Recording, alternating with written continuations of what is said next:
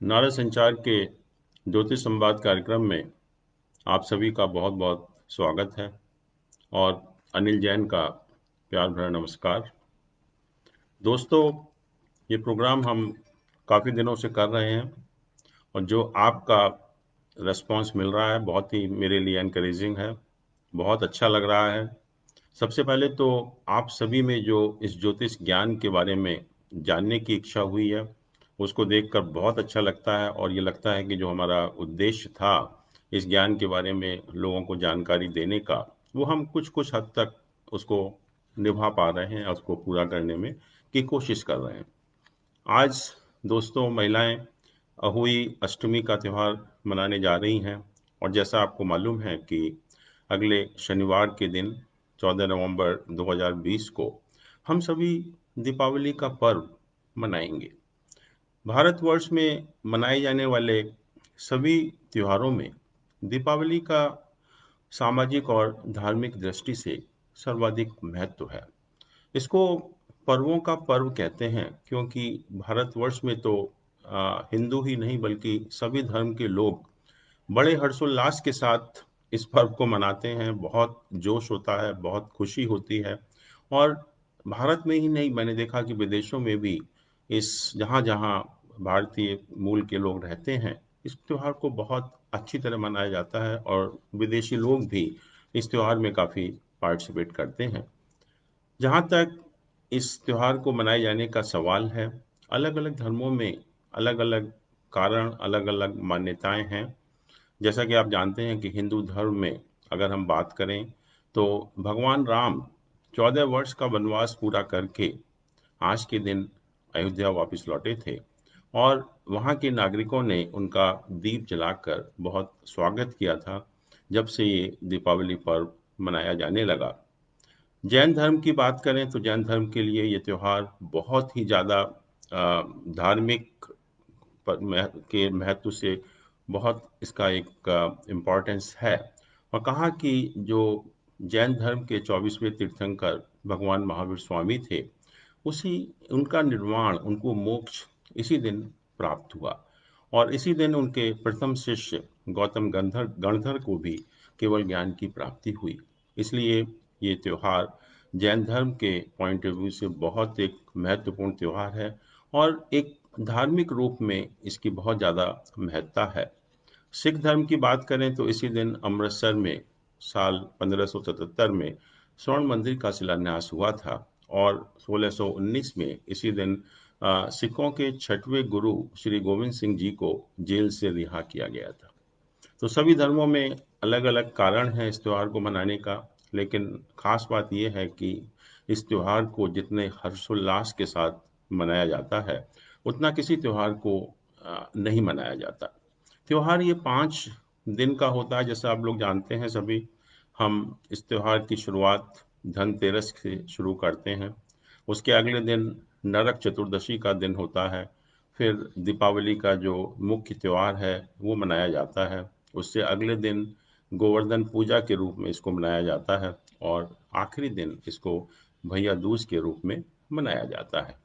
इस त्योहार का जो महत्व है, महालक्ष्मी की पूजा करना, और महालक्ष्मी जो है एक प्रॉस्पेरिटी को दर्शाती है कि हमारे जीवन में सुख समृद्धि हो, हम सब खुश रहें और जीवन का जो पर्पज है, जो उनका जो उद्देश्य है, उसकी हम प्राप्ति कर सकें। इस त्योहार को कार्तिक मास की अमावस्या के दिन मनाया जाता है। इसमें कुछ खास बातें हैं और जो मेरा उद्देश्य था कि ज्योतिष के पॉइंट ऑफ व्यू से ये त्योहार क्या है, क्या इसका इम्पोर्टेंस है, वो आपको बताने का है। इस दिन ये जो ल्यूनर ईयर की शुरुआत तो होती ही है, जैसे हम लोग इन त्योहार ल्यूनर मंथ के ऊपर बेस्ड होते हैं, ये न्यू ल्यूनर ईयर की जो है वो शुरुआत होती है। वैसे भी ये सीजनल फेस्टिवल है जो कि फसलों के हार्वेस्ट करने से इसका संबंध है। और ख़ास बात ज्योतिष के पॉइंट ऑफ व्यू से इस त्योहार की ये है कि इस दिन अमावस्या का दिन होता है और अमावस्या के दिन जो दो हमारे मुख्य ग्रह हैं, सूर्य और चंद्रमा। सूर्य हमारी आत्मा का कारक है और चंद्रमा हमारे मन का कारक है। ये दोनों ग्रह इकट्ठे होते हैं, हम कहते हैं कि इनकी युति होती है। और युति भी कहाँ होती है? तुला राशि में युति है। और जैसा मैंने कहा कि सन हमारे विल पावर को रिप्रेजेंट करता है और मून हमारे इमोशंस को रिप्रेजेंट करता है। तो हम कह सकते हैं कि it's a perfect blend of will power and emotions. उस दिन हम जो भी निर्णय लेते हैं, हमारा जो माइंड है, हम कहते हैं कि दिल और दिमाग दोनों का इस्तेमाल करते हैं। और उस दिन जो भी निर्णय लिए जाते हैं बहुत एक अच्छे होते हैं, बैलेंस्ड होते हैं।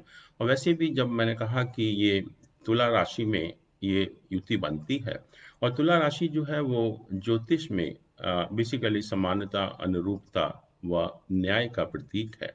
और ऐसे टाइम में सूर्य और चंद्र की युति बनना, इसमें बहुत एक अच्छा समय होता है, बहुत एक शुभ समय होता है। और ऐसे समय में हम जो भी निर्णय लेते हैं, जो भी हर्षोल्लास के साथ इस त्योहार को मनाते हैं, जिस तरह से हम महालक्ष्मी की पूजा करते हैं, वो सब हमारे जीवन में सुख समृद्धि लाता है। और इस बार खास बात ये भी है कि जो सूर्य और चंद्र की युति हो रही है वो स्वाति नक्षत्र में होती है। देखिए, नक्षत्र जो है ज्योतिष में 27 नक्षत्र माने गए। और इस समय जो सूर्य और चंद्र की युति होगी, जब हम पूजा करेंगे दीपावली के दिन, वो स्वाति नक्षत्र में होगी। स्वाति नक्षत्र को बहुत एक अच्छा नक्षत्र कहा गया, बहुत एक शांति प्रिय नक्षत्र है। और इसका जो स्वामी है राहु है।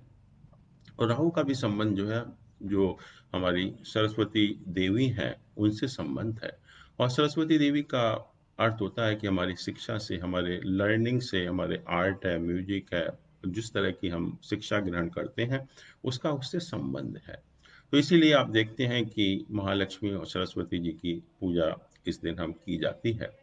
अब प्रश्न ये उठता है कि अगर हम पंचांग को देखें, तो पंचांग के दिन आप देखेंगे कि पंचांग में जो अमावस्या है, कार्तिक अमावस्या, वो 15 नवंबर की है। और प्रश्न ये उठता है कि फिर हम ये 14 नवंबर को त्योहार क्यों मनाए जा रहे हैं। और आप देखते भी हैं कि जब भी कोई भी हिंदू त्योहार होता है, क्योंकि हिंदू त्योहार जो है वो ल्यूनर कैलेंडर के ऊपर बेस्ड होते हैं, और उसी के हिसाब से हम त्योहार को मनाते हैं। तो कहा दीपावली को कार्तिक मास की अमावस्या के दिन मनाया जाता है। और जो तिथि होती हैं लूनर कैलेंडर में, या डेट्स हम कहते हैं इंग्लिश में, तारीख कहते हैं हिंदी में, वो इंग्लिश कैलेंडर में फिक्स्ड है कि वो रात को 12 बजे शुरू होती है। और जो लूनर कैलेंडर होते हैं उसमें जो तारीख, हम दिन की जो शुरुआत करते हैं वो सूर्योदय से करते हैं, ना कि रात को 12 बजे से। और जहाँ तक जो तिथियों का सवाल है, कि एक जो पक्ष होता है, हमारा जो ल्यूनर मंथ है, वो पूर्णिमा से पूर्णिमा तक का जो समय होता है उसको हम एक ल्यूनर मंथ कहते हैं। और पूर्णिमा से अमावस्या तक का जो समय है उसको हमने कृष्ण पक्ष कहा, कि जब मून इज गेटिंग डार्कर। और अमावस्या से पूर्णिमा तक के समय को हमने शुक्ल पक्ष कहा, when moon is getting brighter. और फिर हम क्या करते हैं कि कृष्ण पक्ष को भी और शुक्ल पक्ष को भी 15-15 तिथियों में डिवाइड करते हैं। अब यहाँ पर तिथियों का डिवाइड करने का जो एक सिस्टम है बहुत ही वैज्ञानिक है, बहुत ही सुंदर सिस्टम है। जब आप इसको समझेंगे या पढ़ेंगे तो आपको लगेगा कि किसने बनाया होगा, कितनी रिसर्च करने के बाद कितने विद्वान व्यक्ति ने ये सिस्टम डेवलप किया होगा। क्वेश्चन ये है कि जब हम 15 तिथियों में डिवाइड करते हैं एक एक पक्ष को, और इस पीरियड में जो लूनर कैलेंडर होता है वो सूर्य और चंद्र की जो आपस में गति होती है उसके ऊपर आधारित होता है। और अमावस्या से पूर्णिमा के बीच में, या पूर्णिमा से अमावस्या के बीच में, सूर्य और चंद्र के बीच की दूरी 180 डिग्री हो जाती है। और इस 180 डिग्री को अगर हम 15 से विभाजित करते हैं, तो जैसे जैसे सूर्य और चंद्र में 12 डिग्री का अंतर होता है, वैसे ही एक तिथि समाप्त हो जाती है। और क्योंकि सूर्य, चंद्र और पृथ्वी जो गति है हमारी इन प्लैनेट्स की, वो फिक्स्ड नहीं है, वो भी एक वेरिएशन होता रहता है। तो ये जो समय है कि 12 डिग्री का जब अंतर होगा, इसको कोई निश्चित समय नहीं है। ये दिन में भी किसी टाइम हो सकता है, तो रात में भी किसी टाइम हो सकता है। तो क्वेश्चन ये आया, प्रश्न ये उठा कि एक लेमैन क्या करे। वो हर आदमी तो पंचांग लेकर घूमेगा नहीं। हर आदमी को तो देखेगा नहीं कि आज 2:41 पर तिथि शुरू हो रही है, कल रात को 3:15 पर शुरू हो रही है। तो उसके लिए एक सिस्टम बनाया। हम कहते हैं कि एक साधारण व्यक्ति के लिए, लेमैन के लिए एक सिस्टम बनाया कि सूर्योदय के समय जो भी तिथि होगी, वो हम उस दिन की तिथि को मानेंगे। तो अगर आप इस वर्ष का पंचांग देखेंगे, तो पंचांग में जो अमावस्या दिखाई है, वो 15 नवंबर को दिखाई है, क्योंकि 15 नवंबर की सुबह को जब सूर्योदय होता है, उस टाइम अमावस्या तिथि है। और वैसे अगर हम देखें तो इस बार जो अमावस्या तिथि है, वो 14 नवंबर को दिन के 2:21 पर शुरू होती है। दिन के 2:21 पर शुरू होती है और 15 नवंबर को सुबह 10:40 तक ये तिथि रहती है। इसका मतलब ये हुआ कि 14 नवंबर को दिन में शुरू होकर, दिन में मतलब 2:21 पर शुरू होकर, अगले दिन 15 नवंबर को सुबह 10:40 तक ये तिथि रहेगी। अब क्योंकि दीपावली का पर्व शाम को मनाया जाता है, और शाम के समय या रात के समय, 14 तारीख की रात के समय या दिन में शुरू होकर पूरी रात अमावस्या की तिथि होगी, और 15 तारीख को जो अमावस्या की तिथि है वो सुबह खत्म हो जाएगी। इसलिए जब हम पूजा करते हैं तो 15 तारीख को अमावस्या नहीं रहेगी, और पूजा के समय जो भी तिथि होती है उस टाइम हमको पूजा करनी चाहिए या उस पर्व को मनाना चाहिए। यही कारण है कि इस वर्ष दीपावली 14 नवंबर को मनाई जा रही है, बट कुछ लोग जो नहीं जानते हैं, इन चीज़ों को नहीं समझते हैं, वो तो कैलेंडर के बेसिस पर जाते हैं, और कैलेंडर में तो अमावस्या 15 तारीख को लिखी है। तो हो सकता है कि कुछ लोग ये आर्गुमेंट करें कि हम तो कैलेंडर के हिसाब से करेंगे और कैलेंडर में अमावस्या 15 तारीख की लिखी हुई है, लेकिन ये सही नहीं है, क्योंकि ये हमारा लूनर कैलेंडर है, बहुत साइंटिफिक है। और जब हम जानते हैं कि एक पर्टिकुलर तिथि कब शुरू होकर कब खत्म हो रही है, और हम त्योहार किस टाइम बनाते हैं, तो उसी हिसाब से हम तिथि की शुरुआत और समाप्ति काल के आधार पर हम कोई भी त्योहार अपना मना सकते हैं। अब प्रश्न ये होता है कि जो दीपावली या महालक्ष्मी की पूजा है, हमें किस टाइम करनी चाहिए। उससे पहले मैं बताऊंगा कि जब हम पूजा करते हैं लक्ष्मी जी की और सरस्वती जी की, तो आप देखते हैं कि ज़्यादातर जो हम लोग फोटोग्राफ यूज़ करते हैं, उसमें सरस्वती जी बैठी हुई होती हैं और लक्ष्मी जी खड़ी हुई होती हैं। सरस्वती जी एक विद्या को दर्शाती हैं, और जैसा आप जानते हैं कि विद्या जब हमारे पास आ जाती है तो परमानेंट रहती है, वो कहीं जाती नहीं है, वो बढ़ती ही है, कभी कम नहीं होती।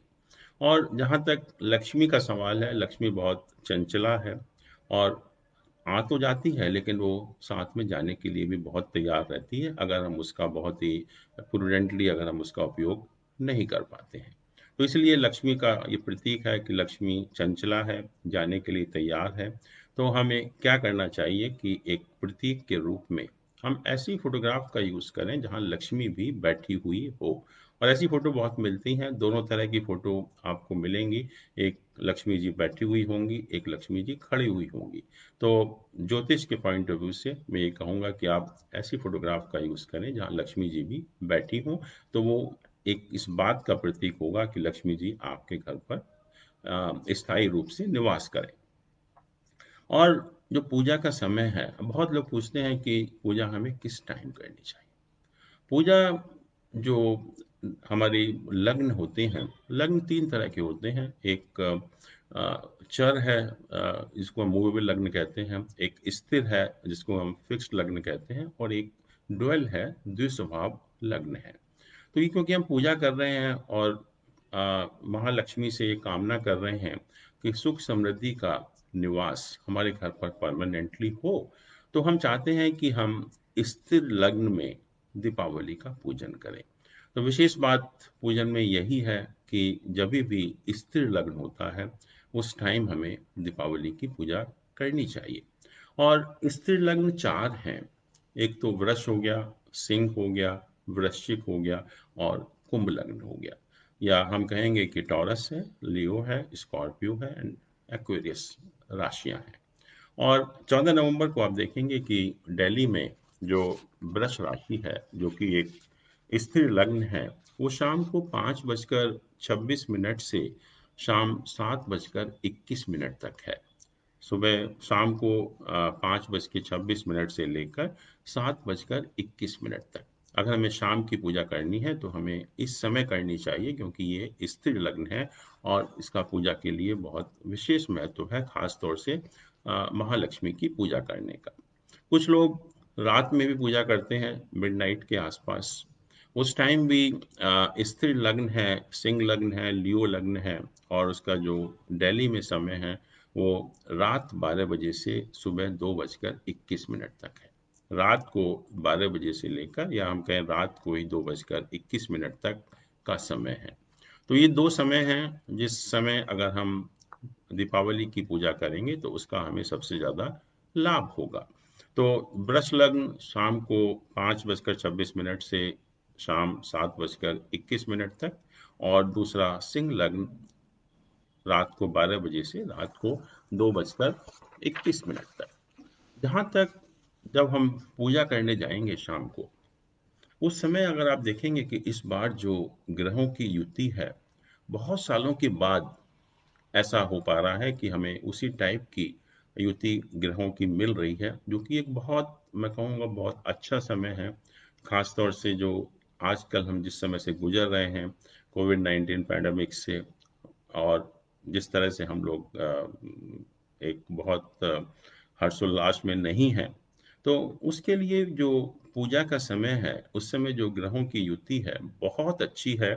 जैसा कि मैं आपको बताऊं कि उस समय जो लग्न है वो टॉरस साइन है, वृष राशि है, और वृष राशि का जो स्वामी है वो पंचम भाव में स्थित है। और पंचम भाव को हमने लक्ष्मी स्थान कहा, जो हमारी लाइफ में सुख समृद्धि या प्रॉस्पेरिटी जो वीनस देता है, और वो उसी स्थान में भी स्थित है। इसका मतलब जो हम कहेंगे कि जो शुक्र ग्रह है, जो हमारे भौतिक सुख साधनों का, हमारे जितने भी कंफर्ट्स हैं, हमारी लग्जरीज हैं, उनका प्रतीक है, वो बहुत एक अच्छी स्थिति में है।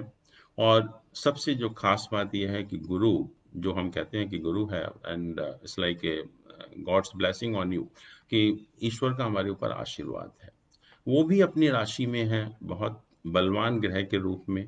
और शनि, वो भी एक स्पिरिचुअलिटी का कारक है, हमें जो पद प्राप्त होता है, स्टेटस प्राप्त होता है, उसका भी कारक है। शनि भी 9वें भाव में अपनी ही राशि में स्थित है।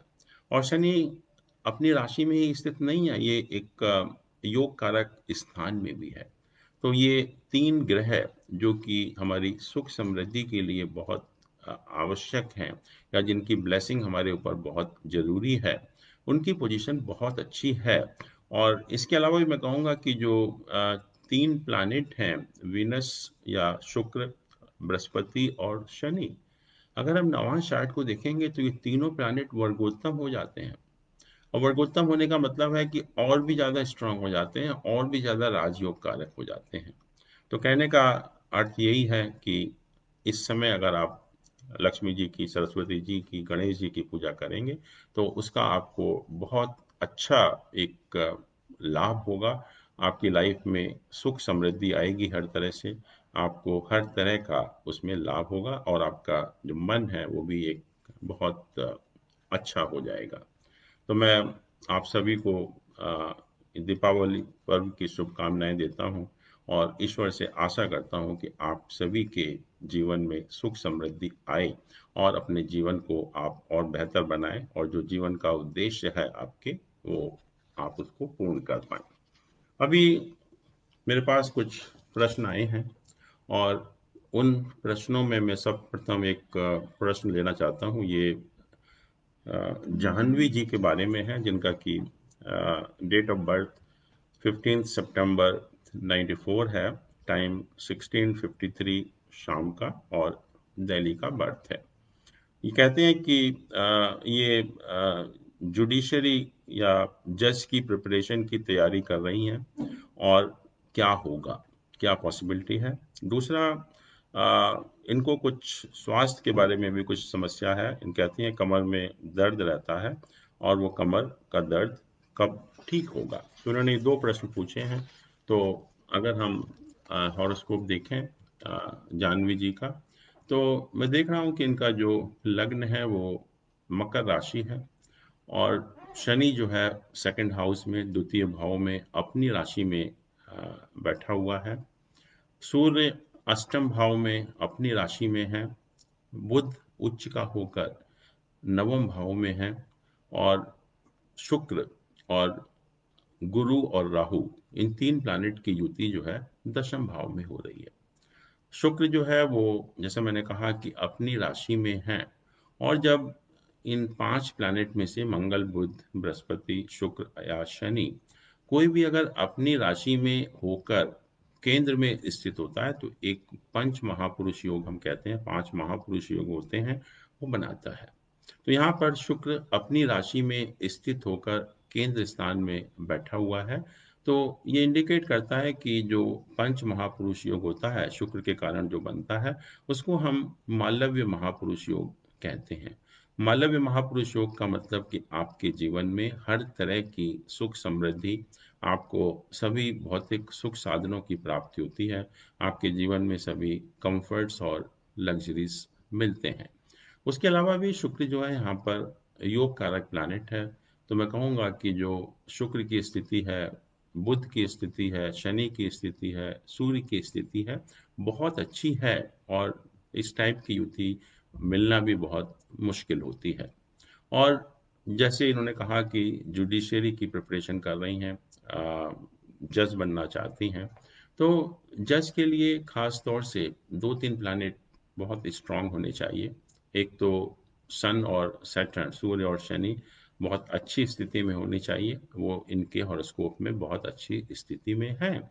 और जो आ, एक जो हम एनालिसिस करते हैं किसी भी केस को प्रेजेंट करते हैं, तो उसका भी एक कम्युनिकेशन का तरीका होता है, वो मरकरी से हमको मिलता है। और बुध भी, जैसे मैंने कहा कि उच्च राशि में स्थित होकर नवम भाव में बैठा हुआ है। और गुरु को भी हमने जो लॉ का प्लैनेट माना, लॉ अबाइडिंग प्लैनेट है, और Shani is a planet of law, justice. तो दोनों ही प्लैनेट, उनकी स्थिति भी बहुत अच्छी है। तो मैं कहूँगा कि जो इनके हॉरोस्कोप में योग बन रहे हैं बहुत अच्छे हैं, और पूरी संभावना है कि अगर ये कोशिश करेंगी तो इनको डेफिनेटली सफलता मिलेगी।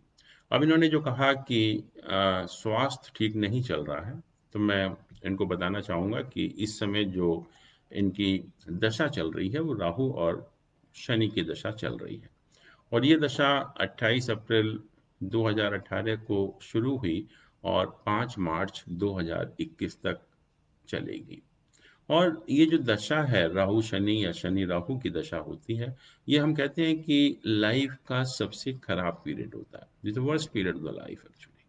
और ये पीरियड, क्योंकि बाकी प्लैनेट की पोजीशन ठीक है, तो बहुत ज़्यादा इनके हॉरोस्कोप में बहुत विशेष समस्या नहीं हुई, लेकिन जनरली जो देखा गया है लोगों को, जब प्लैनेट की पोजीशन बहुत अच्छी नहीं होती तो ये दशा बहुत खराब होती है। तो ये जो इनका स्वास्थ्य है, ये जो कहा कमर में दर्द वगैरह है, क्योंकि राहु का जो दृष्टि है वो छठे घर पर है। छठा घर हमारा कमर से संबंध होता है, कमर दर्द वगैरह की प्रॉब्लम होती है तो छठे घर से उसका संबंध होता है। तो छठे घर में जो मंगल वहाँ ऑलरेडी विराजमान है और राहु की दृष्टि है, तो इस कारण ये प्रॉब्लम हो रही है। और मैं बताना चाहूँगा कि ये प्रॉब्लम अपने आप 5 मार्च के बाद ठीक हो जाएगी, और ऐसी कोई परेशान होने वाली बात नहीं है। और उसके बाद राहु शनि के बाद राहु बुध का पीरियड आएगा। और जैसा मैंने कहा कि बुध इनका प्लेसमेंट बहुत अच्छा है, उच्च का है, नवम भाव में है, भाग्य इनका पूरा साथ देगा। और राहु की पोजीशन जो है वो दसम भाव में, हम कहते हैं उपाच्य स्थान में है, वो भी पोजीशन बहुत अच्छी है। तो इसलिए जो है कोई चिंता की जरूरत नहीं है। और मैं यही कहूँगा कि अगर ये मेहनत करेंगी तो डेफिनेटली जो है जुडिशरी के एग्जाम में इनको सफलता मिलेगी। एक प्रश्न जो सबके लिए इम्पोर्टेंट है, ये अशोक हैं, इन्होंने कनेक्टिकट यूएसए से एक प्रश्न पूछा है। कहती हैं कि जो आपको देखकर लगता है कि ज्ञान बहुत अच्छा है, शायद सबको सीखना चाहिए, तो क्या हम इस ज्ञान को सीख सकते हैं? क्या कोई फैसिलिटीज अवेलेबल हैं जो हम इस ज्ञान को, थोड़ा सा इसके नॉलेज को प्राप्त कर पाए। तो ये बहुत अच्छा प्रश्न है, सबके लिए ज़रूरी है, क्योंकि बहुत व्यक्ति हैं, हम सब में, आप लोगों में बहुत लोग ऐसे हैं जो इस ज्ञान को सीखना चाहते हैं। और मैं कहता हूँ कि ये ज्ञान तो, प्रिडिक्शन तो मेरे हिसाब से इज ओनली बाई प्रोडक्ट। जो बेसिक नॉलेज है उसका पर्पस है कि how to improve the quality of the life, अपने जीवन को हम कैसे बेहतर बनाएं इस ज्ञान का उपयोग करके।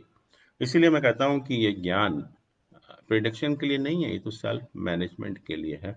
हम अपनी सेहत को, अपने स्वास्थ्य को, अपने अंदर सुख समृद्धि या अपने जीवन को हम बेहतर कैसे बना सकते हैं, और उसी पर्पस के लिए हम लोग सिखाते भी हैं इस ज्ञान को। और आजकल जैसा आप जानते ही हैं कि बाहर निकलना पॉसिबल नहीं होता है, तो ऑनलाइन क्लासेस ही हो रही हैं ज़्यादातर जो है। और कई यहाँ पर इंस्टीट्यूट्स हैं, दिल्ली में भी हैं, बाहर भी हैं। जैसे all India federation of astrological societies है, मैं उससे भी जुड़ा हुआ हूँ। दिल्ली एस्ट्रो रिसर्च इंस्टीट्यूट है, उससे भी जुड़ा हूँ।